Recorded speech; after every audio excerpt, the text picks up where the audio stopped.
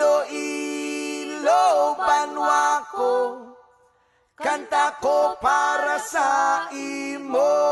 Yes, sir!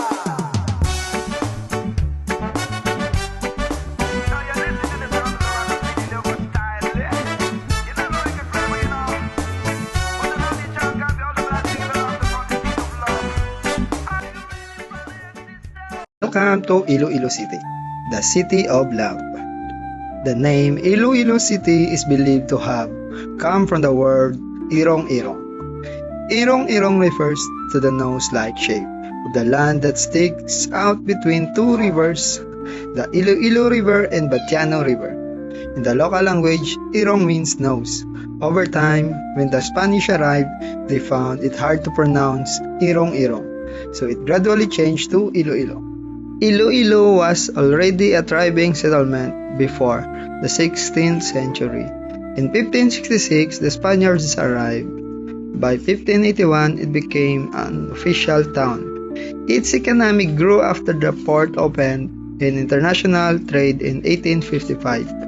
In 1889, it was honored as a loyal and noble city. Iloilo played a key role during the 1898 Philippine Revolution, and in 1937 it became a chartered city. Founding and establishment. Before Spanish colonization, Iloilo was already a developed settlement led by local datos and active in trade with Asian merchants. When the Spaniards arrived, they established it is the town in 1581, introduced Christianity and centralized government, and later helped develop Iloilo into major trade and economic center in the Visayas, especially through the sugar industry. Significant people and local heroes. Graciano Lopesina, a national hero from Iloilo, a writer and journalist, one of the leaders of the propaganda movement. Senator Benigno Aquino Jr. His family roots are connected to Iloilo, a key figure in Philippine democracy.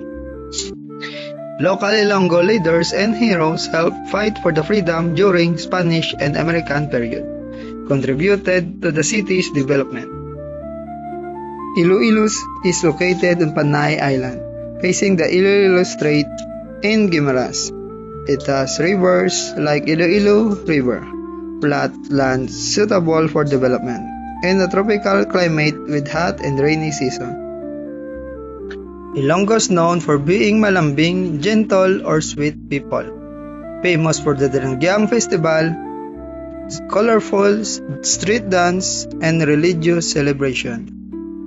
Delicious foods, lapas batchoy, and pancit molo.